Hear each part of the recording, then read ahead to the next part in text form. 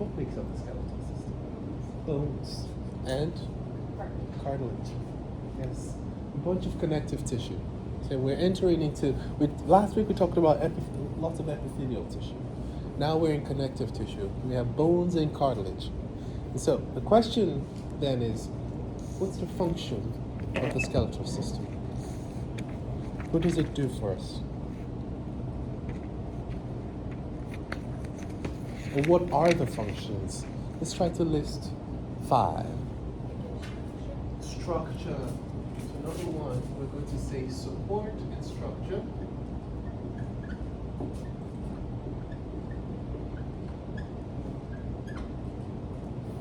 Number 2.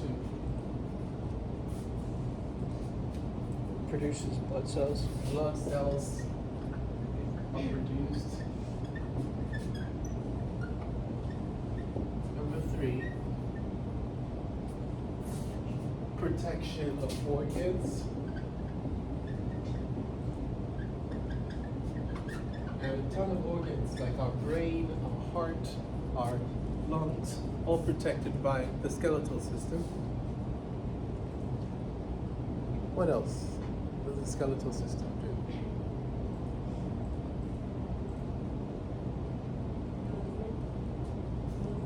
Movement and locomotion, yes.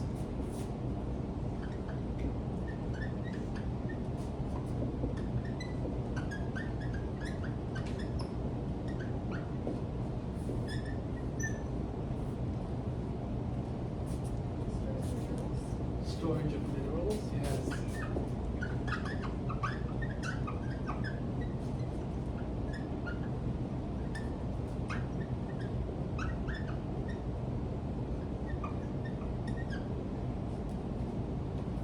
Phosphate and calcium, right? At some point you're going to learn about how important calcium is.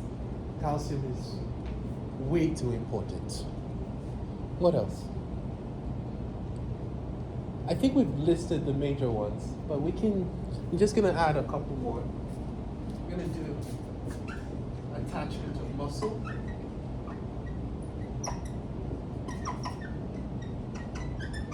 That's related to structure, but muscles are attached to bones. And I'm gonna add, this one's very specific, you know, the change in shape of the ribs allows us to breathe, right? So breathing.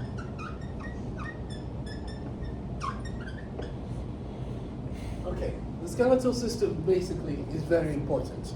That's what we have learned.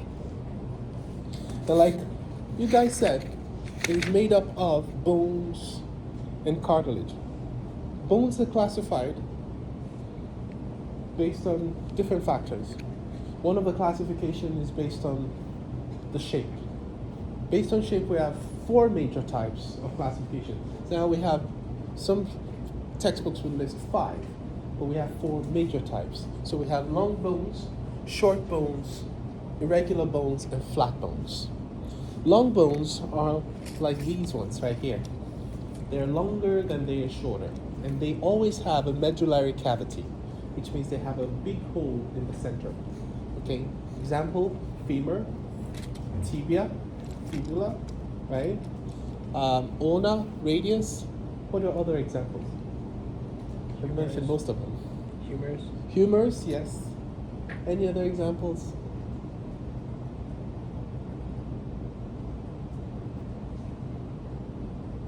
They're long, but they're small long. Digits. The phalanges are also long bones. Even though they look small, they look like miniature versions of the femur. Okay? So those are long bones. How about short bones? What makes up short bones? What are examples of short bones?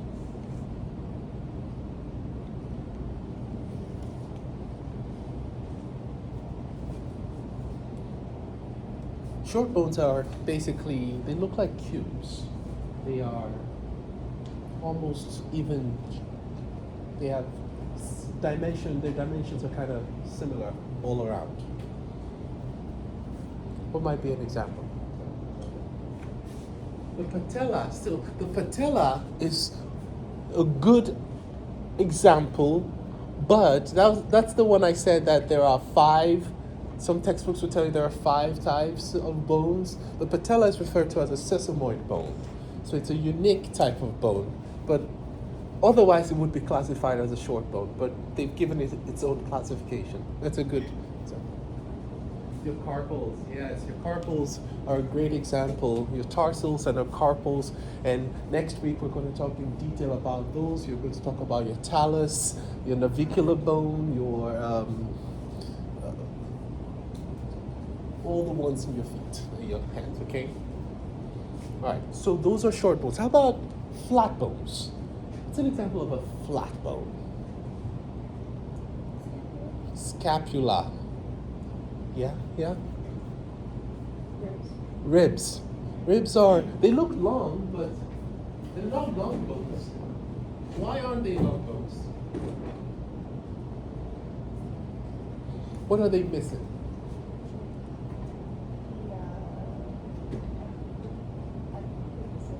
So yes, they're missing a few things. They're missing the epiphysis, which are the ends. They're missing the medullary cavity. They're missing the medullary cavity. So if you look at the center here, there is no hole there, which makes them flat bones. Other examples of flat bones. Cranium.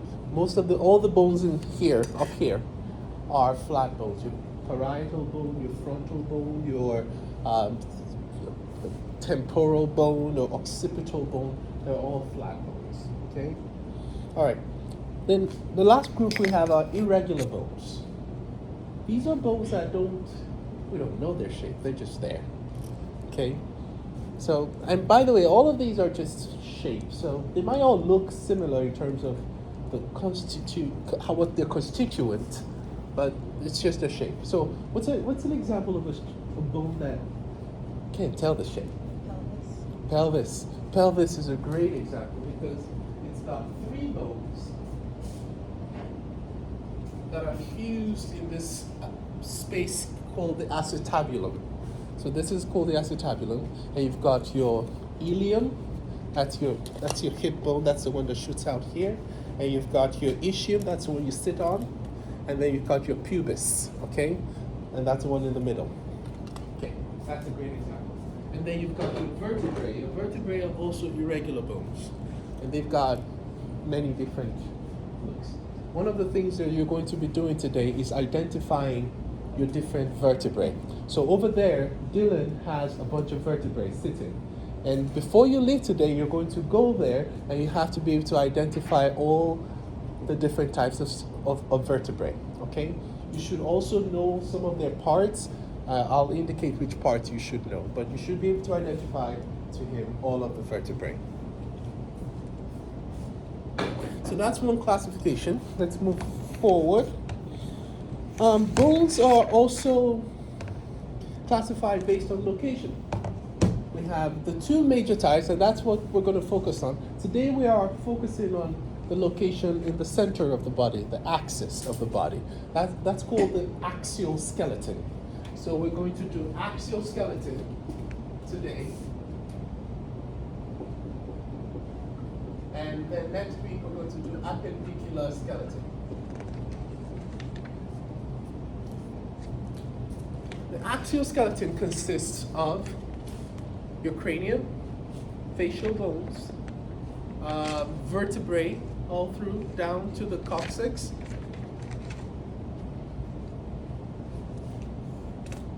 your ribs, your sternum. Okay?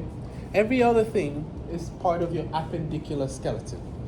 So again, your axial skeleton consists of your brain, I say brain, it's cranium. Okay, so one of the questions I might ask next in your exam in 2 weeks is, I leave a bone here, and I tell me what the bone is. And then I'll ask you, is it a short bone, a long bone, or a flat bone? Then I'll ask you, is it part of the appendicular skeleton or the axial skeleton? So same bone, same question, number 45, and I ask 3 different questions from it. Okay, I can ask 5 questions from it. I can ask, does it have a medullary cavity? I can ask, is it a bone that primarily makes blood? So you look at one bone and I can ask a lot of questions from it, okay? Okay.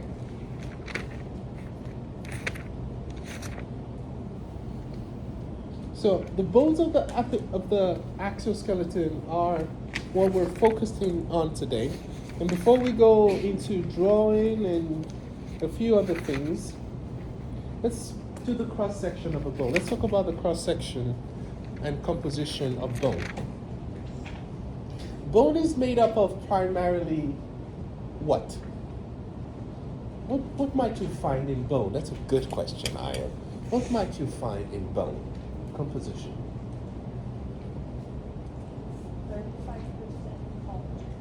35% collagen, that's excellent.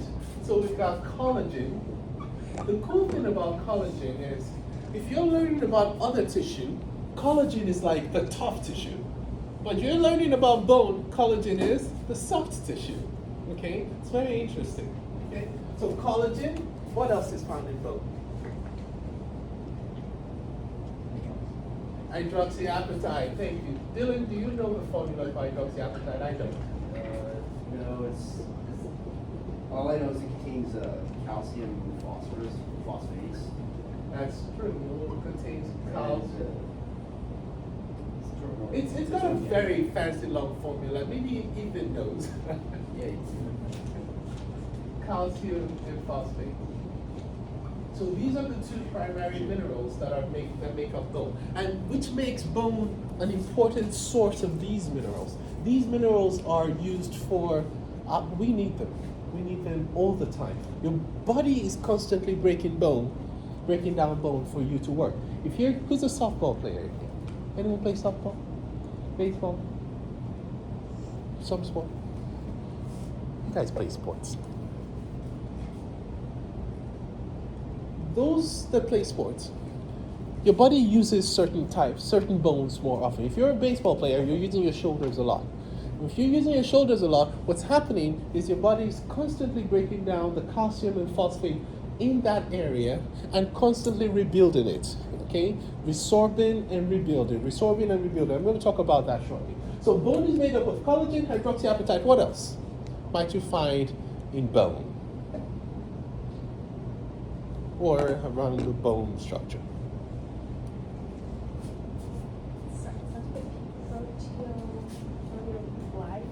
You're talking about the periosteum?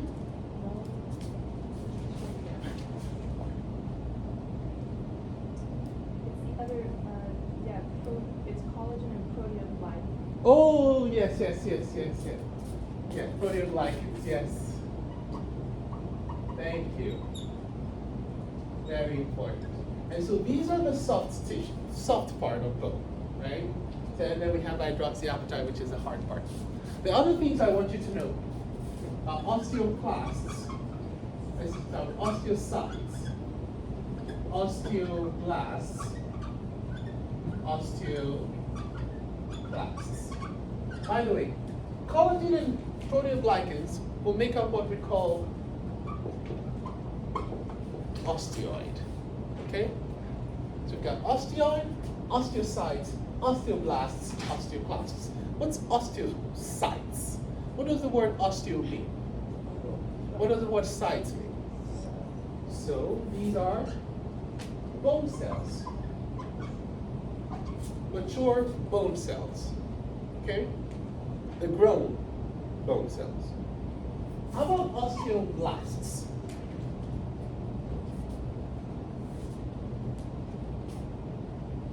These are, they build bones. So bone builders, I like to call them baby bones. If you're looking up for a rap name, just call yourself Baby Bone. You know, it's a terrible rap name. Apologize. Baby bones, osteoblasts, and then we have osteoclasts, which was breakdown bones. There's a really intricate process to this. Really intricate. If you want to know that process, you take endocrinology. and how osteoblasts and osteoclasts cause the breakdown of bone and the rebuilding of bone by working in concert with hormones. It's very cool. Okay, so we've got osteocytes, osteoblasts, osteoclasts. One of the slides you're going to look at today is a slide of concentric bone. It's going to look like this. This is called a compact bone. So bone can either be compact or spongy. We'll talk about that briefly. When a bone is compact, it means that it's got hydroxyapatite packed together. And this kind of bone is used for support. It's used for structure. So if I'm standing firmly and I'm jumping and I see my son I have to keep stopping him because he climbs, every day he goes on higher heights and he keeps jumping. And it feels like, are you supposed to do that? I don't know. But he makes it every single time. But he leaps and then he lands firmly. And guess what? He does it again. And then he does it again. The reason he's able to do that is because of his compact bones. They can absorb a lot of pressure, okay? Compact bones. And the unit of a compact bone is called an osteon. So all of this is called an osteon. An osteon is made up of laid down cement called lamella. So all of this are lamella. The entire thing is called osteon. Okay? And that's compact bone. That's this right here. Compact bone. In the inside of the bone, before you get to the medullary cavity, you're going to see spongy bone. And spongy bone is made up of trabeculae. That's bone that's more, it's holy. When I mean holy, I mean holy. Okay? It's got a lot of holes in it. This type of bone specializes in making blood. Okay? It allows a network to pass through it. And that kind of bone is the one, y'all don't eat bone. That's what I've learned about Americans. I love bone. When I was growing up, Mama would save me bone because she knew that I likes bone. And what do? If you cook the bone in really nice soup, the soup sits in the trabecular bone, and then you pick the bone, and then you suck it in. I am inspiring you today. Eat some bone, people. Eat some bone. Anyone eat bone here? You eat bone? Who inspired you to eat bone? Bones are good. Now, if you've not been eating it, you gotta be careful. You don't want to break your teeth. Did I ever tell you how I broke my first tooth? I have generations of bone eaters in my blood. I've been eating bone before I was born. That's how much bone I've eaten in my life. I've eaten snake bone, tortoise bone, well, not tortoise bone, rabbit bone, squirrel bone, cow bone, goat bone. Name it, I've eaten it. And my teeth have survived every one of them. One day, in a little town called Pocatello, I was eating rice. And I took a bite of rice, and my teeth broke. It was the weirdest thing. Of all the bones I survived, traumatized me. I had to stop eating bone for a while because I thought, this is the end. Your teeth are breaking because of rice. But that was many years ago. I am back to eating bone now. I'm a little bit more careful, but I'm back. And now I'm raising the next generation of bone eaters, my son and my daughter. They will eat bones after me, and their children will eat bones after them. Their children's children will eat bones after them. The legacy must continue. I'm inspiring you today. Eat bones. Okay, I'm sorry for that. Okay, a very important part of bone is on the outside. Next time you go to the decks, you pick your chicken bone and eat all the meat. Right before you get to the bone, you're going to see a layer of connective tissue. These are called periosteum. You pull it, it's fibery, it looks like fiber. You pull it, and it continues on to the tendon. Okay, that's called periosteum. You have one on the inside called endosteum. The periosteum is connected to the bone by what we call Sharpie's fibers. Okay, I want you to observe that next time you're eating chicken or any other kind of meat that might have bone in it. Okay.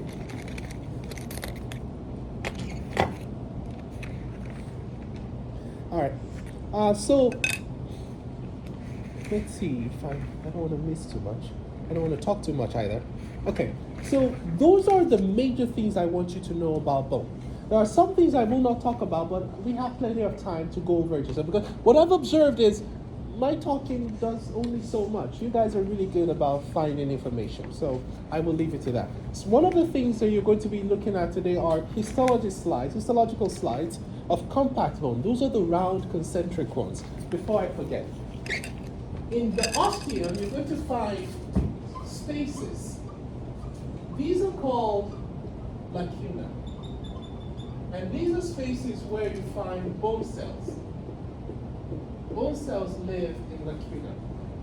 Between each lacuna, you're going to find what we call canaliculi. These are canals that connect the cytoplasm of osteocytes. Okay? So you're going to view that in the concentric bone slide.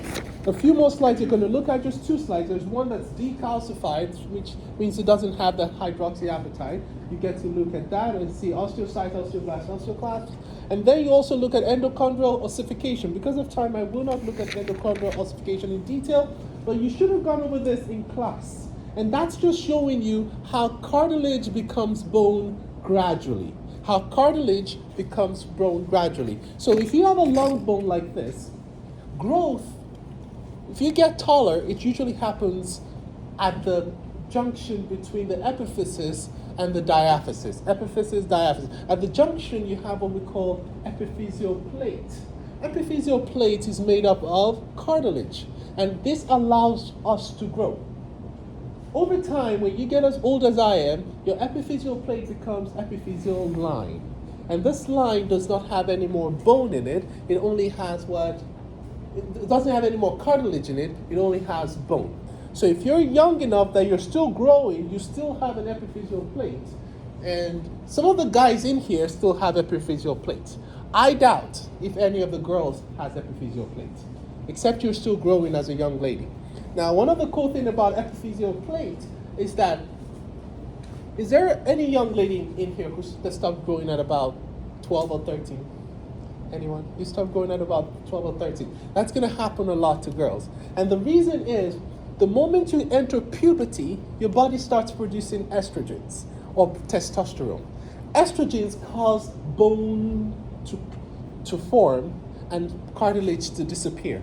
So it means if you stop growing at 13, it means you probably entered puberty early, and then it caused your epiphyseal plate to close, and it became an epiphyseal line.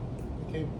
And so if you're a fan of crime shows like I am, there's a TV show that used to be on back in the day called Bones a few years ago, and there's this cool scientist called Bones, and she would show up at a crime scene, and she would see a bone in the crime scene and say the young lady there is probably 18 to 22 years old, and sometimes you wonder how can she figure that out. Apart from just the look of the bone, one of the things she's looking at is the epiphyseal line. The presence of the epiphyseal line on the epiphyseal plate can help you determine the age of the person whose bone you're looking at. Okay. All right, the rest of the time you guys are going to be doing a lot of writing, a lot of drawing, a lot of things, not too much, hopefully. So you've got the first question, the first page is sort of being answered, okay? And I think you can sort of figure that one out. Here you're given 5 examples of appendicular bones and 5 examples of axial bones. And then you draw a few things, you look at a few slides and draw. You can work together as usual.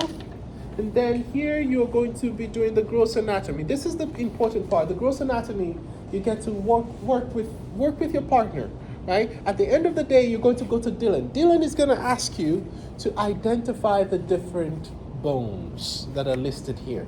Different bones and different parts of bones. And there's a lot of them. So please take your time, go to a partner and ask, okay, take a skull. There are lots of skulls around. You take a skull and then you look at the part of the skull and be able to identify the maxilla, right? Maxilla, mandible, zygomatic bone. Now, some of these are new terms, lots of new terms, but here's the beautiful thing about bone and muscle.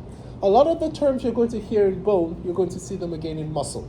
So it's going to come back. So if you're trying to memorize them, that's okay. You're going to see them at least for the next 4 weeks. Like the mandible, the maxilla, the zygomatic bone, this one right here, and then we've got the nasal bone, we have the vomer, which is on the inside. We have the lacrimal bone, which is the bone that around the area, the lacrimal duct, which produces tears. I heard that the word lacrima in Spanish means tears or something like that. Mike, who speaks Spanish here? Anyone speak Spanish? Anyone speak Spanish? Poquito? Little bit? You speak Spanish? What does lacrima mean? I heard it means tears. So, okay, so it's right there and produces tears. And then inside you have the ethmoid bone, and then you have the sphenoid bone, which is right here, which is also the butterfly-looking bone right here, butterfly or bat, depending on which one you want to. There's a temporal bone. Again, you're going to see that because this bone is a temporal bone, but it's also the temporal muscle. So you get to see it again and again and again. So you get to identify all of those. Today we're just in the center here. Okay, we're in the center where you get to identify the ribs, the manubrium, the body of the sternum, the xiphoid process, and then you're going to identify all of the vertebrae. So the vertebrae are kind of interesting.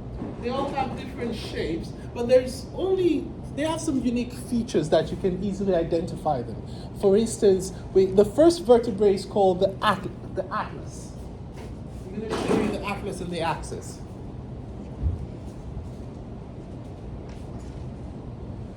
The first vertebrae is called the atlas.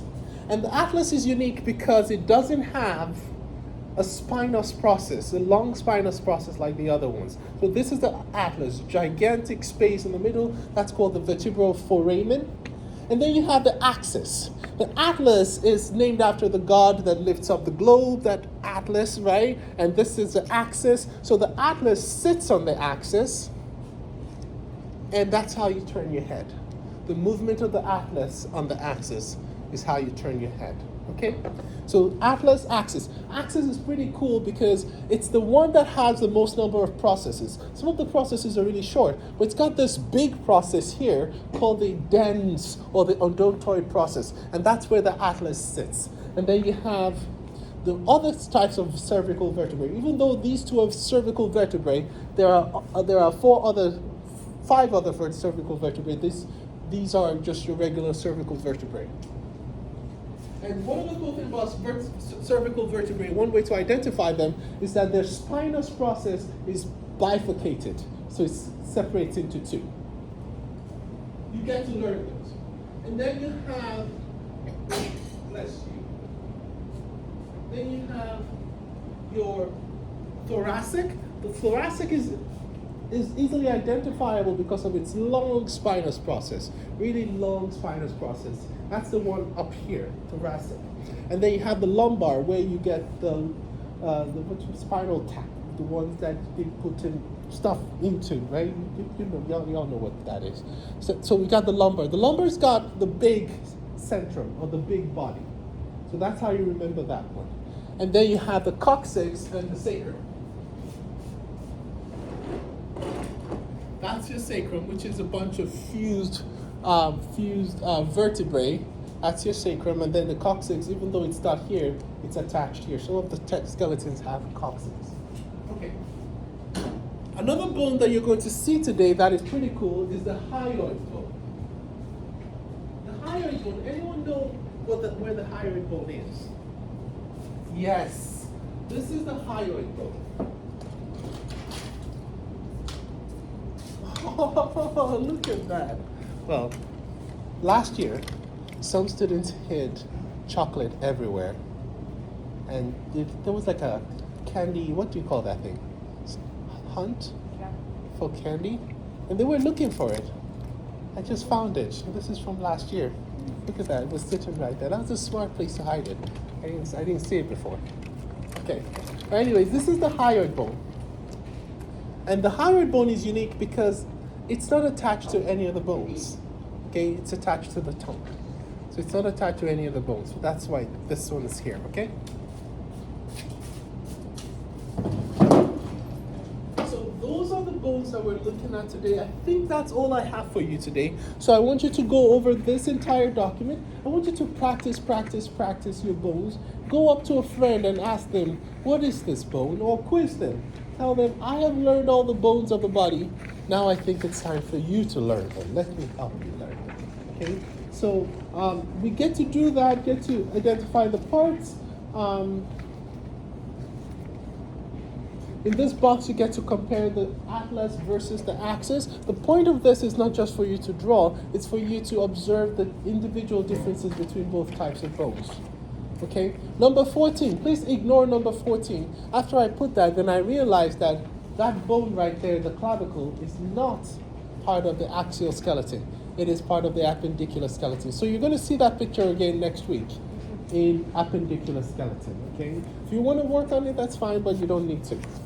All right, so remember, you work on that. I'm going to come around. I'm going to ask you a bunch of questions. I'm going to interact with you. But before you leave today, Dylan is going to give you 10 points if you're able to identify the vertebrae, each vertebrae type, right? He's going to ask you about the asterisk. That's a hard word for me every time. Asterisk. Terms here. He's going to ask you, can you show me these structures, okay? He's going to ask you a lot of questions, and you will impress Dylan. Dylan is hard to impress. I gotta tell you all that he's just a tough guy. So you gotta try to impress him with knowing all of those. And if you do that, he's gonna give you 10 points, and then you'll be free to go. All right? Do you have any questions for me? Ooh, before I go, there's a cool skull here, which I always tend to forget.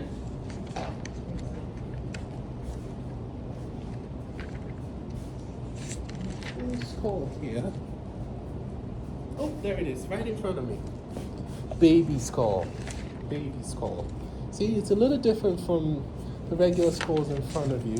And one of the cool things I enjoy about baby skulls is I have two babies. You know, one's about 3.5 now, and the other's 10 months old. First thing I do, one of the first things I do right after they come out, is that I grab their heads and I poke right here, right?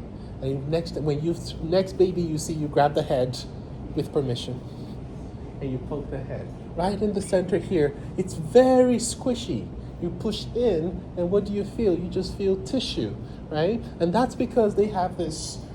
Their sutures are still not formed yet, and so they have this head that can be easily manipulated. These are called fontanelles. Okay, these spaces are called fontanelles. Okay, and one of the cool things about them is that if you see a baby come out, it's the most remarkable thing, okay? Gigantic head sometimes gets squished. And I get worried. You know, first time I saw my son's head and my daughter's head, I'm like, oh gosh, is that head gonna be normal ever? That is an ugly head, okay? But over time, the head just shapes back into the perfect shape. You're like, you are not that bad. You are beautiful, right? And so it's one of the just miracles that you get to see every time. It's just how this really tough structure called the cranium can just be molded into, yeah, it's pretty cool. So you can observe those too. And I think we're going to talk about that next week also, when we talk about joints, okay? All right, so grab a skull as you're labeling, as you're drawing. Grab a skull, grab a vertebrae, grab a rib, and just go to work. We got time, all right? If you have any questions, let me know. You grab your microscopes too.